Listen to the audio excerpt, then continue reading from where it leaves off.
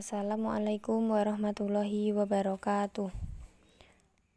Perkenalkan, nama saya Muflihatur Rohmah, NIM 19108040090, akan menyampaikan materi dari akuntansi sektor publik dengan judul konsep anggaran. Proses akuntansi manajemen di sektor publik. Organisasi swasta maupun sektor publik didirikan untuk mencapai satu tujuan atau lebih. Pemerintah, misalnya, memiliki banyak fungsi dan tujuan yang harus dicapai, antara lain pelayanan kesehatan, pendidikan, dan jasa-jasa lainnya. Menurut The Carter Institute of Management Accountant 1996, akuntansi manajemen mencakup aktivitas inti berikut. 1. Partisipasi dalam proses perencanaan pada tingkat strategis dan operasional. Hal ini melibatkan pembuatan kebijakan, penentuan rencana, sampai dengan penyusunan anggaran yang dinyatakan secara kuantitatif. 2. Pembuatan dari panduan untuk keputusan manajemen. Hal ini mencakup pembuatan analisis, penyajian, dan interpretasi dari informasi relevan yang memadai. 3.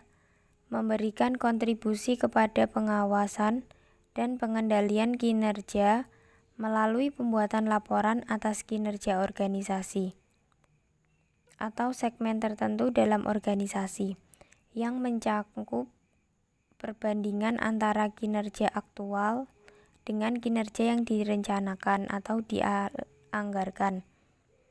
Di samping itu, juga mencakup analisa dan interpretasinya.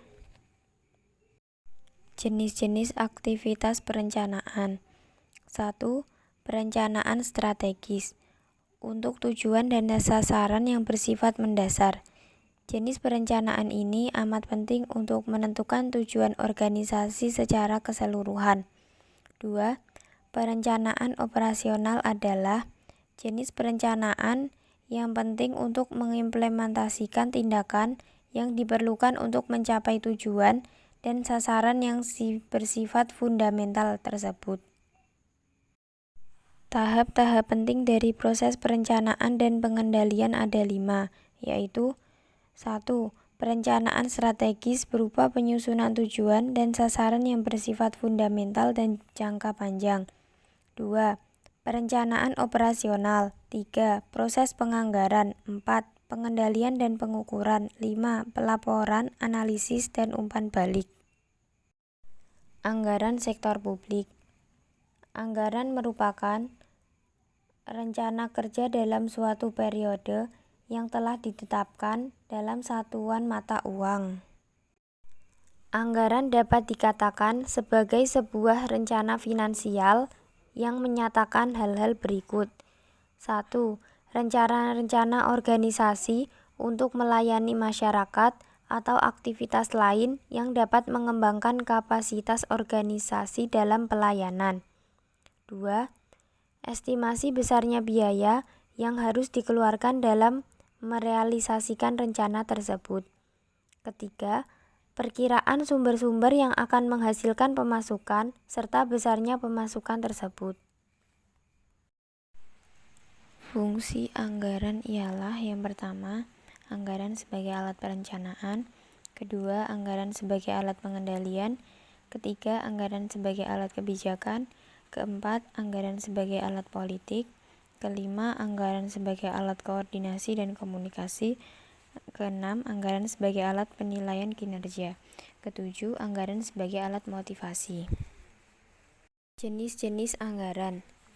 Yang pertama, anggaran operasional dan anggaran modal. Anggaran operasional digunakan untuk merencanakan kebutuhan dalam menjalankan operasi sehari-hari dalam kurun waktu 1 tahun. Anggaran modal menunjukkan rencana jangka panjang dan pembelanjaan atas aktiva tetap. Yang kedua, anggaran berdasarkan pengesahannya. Berdasarkan status hukumnya, anggaran dibagi menjadi anggaran tentatif dan anggaran enacted.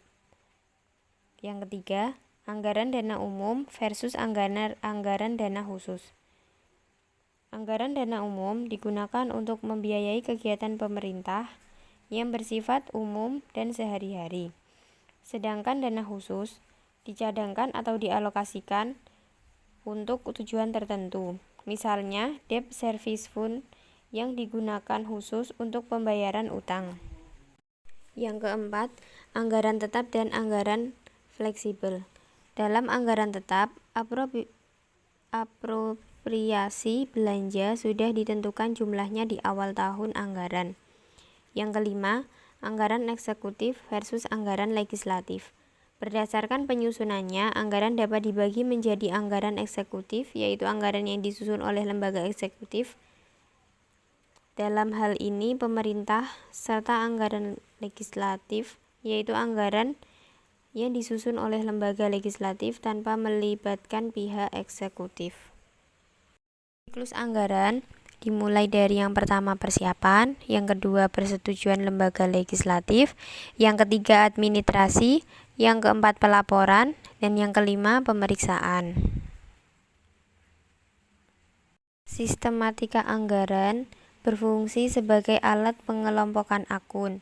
Sistematika anggaran juga mengarahkan proses analisis, sehingga fungsi anggaran sebagai alat kebijakan dapat berjalan dengan baik.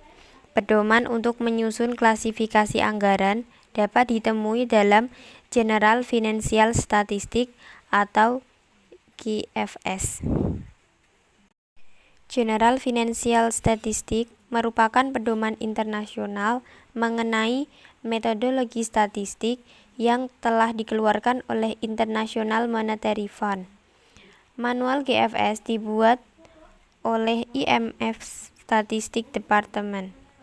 Manual ini merupakan desain untuk memenuhi misi departemen dalam pengembangan dan pengaplikasian praktik statistik. Prinsip dan konsep yang dibuat dalam manual ini disesuaikan dengan System of National Account 1993, sehingga statistik keuangan pemerintah dapat dimanfaatkan secara bersamaan dengan statistik makroekonomi lainnya. Klasifikasi dari General Financial Statistics. Yang pertama, pendapatan. Pendapatan diklasifikasikan menjadi beberapa jenis. Yang pertama, pajak. Pajak memiliki nilai yang dominan dalam pendapatan karena pajak merupakan transfer wajib dalam pemerintahan. Yang kedua, social contribution. Kontribusi yang diberikan dilakukan karena merupakan kewajiban ataupun dilakukan secara sukarela. Yang ketiga, hibah. Hibah adalah penerimaan yang diperoleh dari unit pemerintahan lain atau organisasi internasional di luar penerimaan wajib. Yang keempat yaitu pendapatan lain-lain. Pendapatan lain-lain berasal dari property income, sales of goods and service, denda, penalti, forfeit, transfer sukarela selain hibah, dan miscellaneous and unidentified revenue. Dua ialah beban. Beban memiliki dua tipe transaksi. Yang pertama, refund, berarti pemerintah menutup kelebihan pembayaran dan ketika terjadi kesalahan atau error.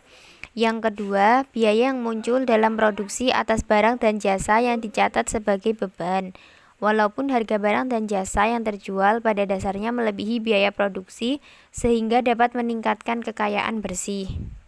PEN menurut GFS. Yang pertama, compensation of employee. Yang kedua, use of good and service. Yang ketiga, consumption of fixed capital. Yang keempat, subsidies. Yang kelima, hibah. Yang keenam, bantuan sosial. Yang ketujuh, other expense. Sekian presentasi dari saya. Kurang lebihnya mohon maaf. Wassalamualaikum warahmatullahi wabarakatuh.